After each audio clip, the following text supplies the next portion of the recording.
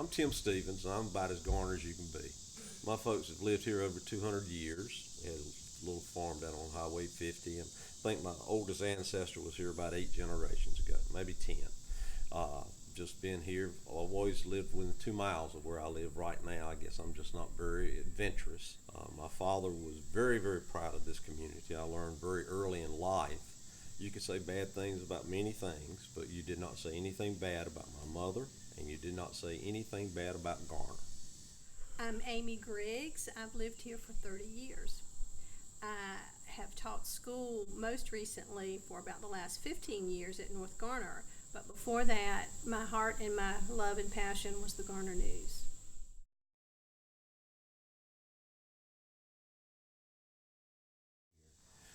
One of the things I like most about Garner is it is the most unpretentious community I can imagine. In many communities, you have people that like to boast and brag about what they've accomplished or what they could do. And in Garner, that would cause you to have fewer friends instead of more friends. It's People are very real here. I remember one time I used to work at the News Observer. I remember one time we were talking about it, and there was a television show, Real People. They said, "Where do you find real people?" I said, "Just drive over to Garner. That's where they all live." This sounds trite. The people. This is such a great metropolitan area with so much to do that's city like, and yet we still have neighbors that we run into in the grocery store, and we've somehow managed to maintain and hold on to a bit of a small town feel, and I really like that. I consider myself a storyteller. I've always been a storyteller. My wife says it runs in my family. My grandfather used to sort of sit around and tell all these tall tales. My daddy sat around and told stories.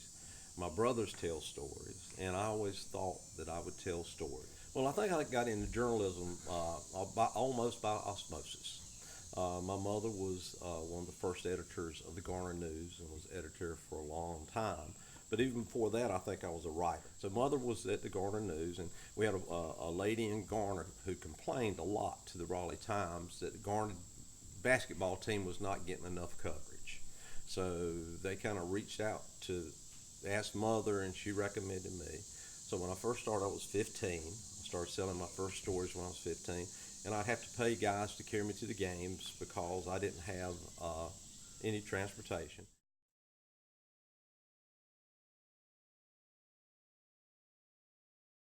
I mean, there's just a bunch, but almost all of the ones would be about human beings doing something that makes them a better person or makes people around them a better person. I always figured there was enough negative stuff in the world that I didn't need to add to that. And when I was in charge of covering our high schools, we had one basic policy is that you're positive. There's two ways to say something. You can say Billy Bob fumbled, or you can say Tommy Lee recovered a fumble. It's the same information, it's just as factual. One is positive, the other is not.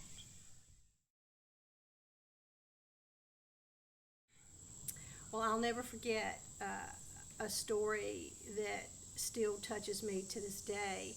A family who lost their 5-year-old child, and they donated her organs.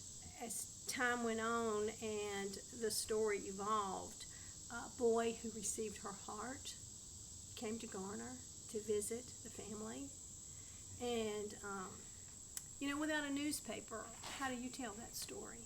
How do you show people what we're made of around here if you don't have a place to put it?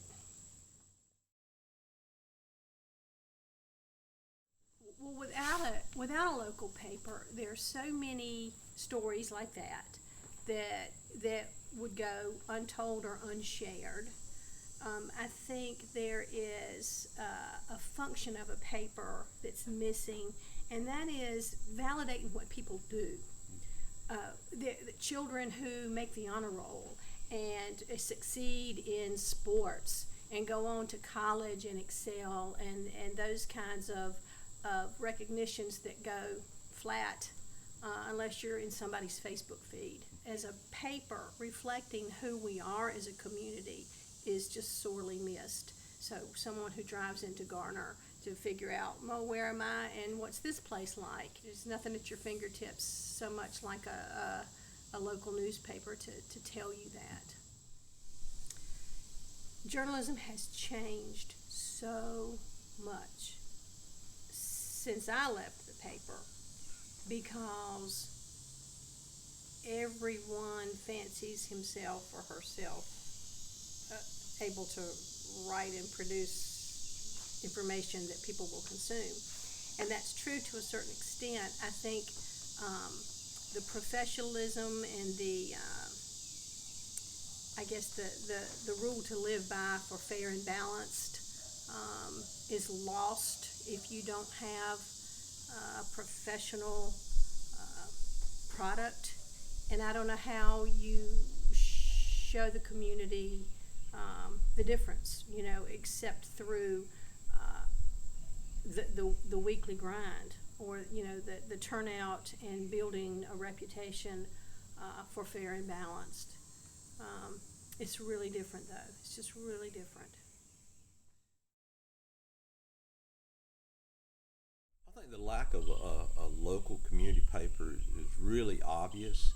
It used to be the local paper was a starting point for conversation. Everybody has read it. Everybody could start at the same place, and now you develop your views, which way you think or what you think is best.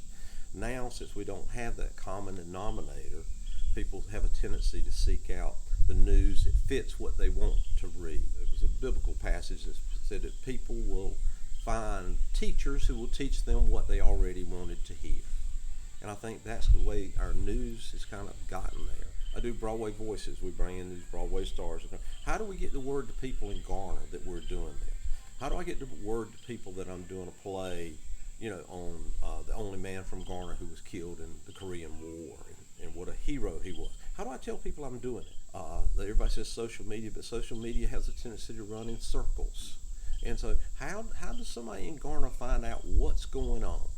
The internet's got such a wide distribution area, and it's got so much to cover. They cannot devote coverage to a community the way a community paper can.